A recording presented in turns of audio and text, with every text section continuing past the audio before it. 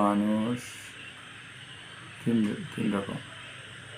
একরকম মানুষ আল্লাহওয়ালা, করনেওয়ালা, আল্লাহওয়ালা মানুষ ডিরেক্ট আল্লাহর কাছ থেকে লয়, যেমন উনি লিয়েছে।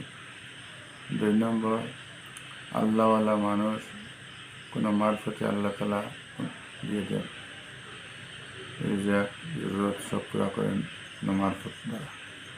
আর 3 নম্বর, আল্লাহওয়ালা আরও কিছু মানুষ আছে, তারা নিজের মেহনতের দ্বারা আল্লাহ তাআলা দান করে, মেহনত করলে রোজগার দেন। 3 রকম মানুষ আছে।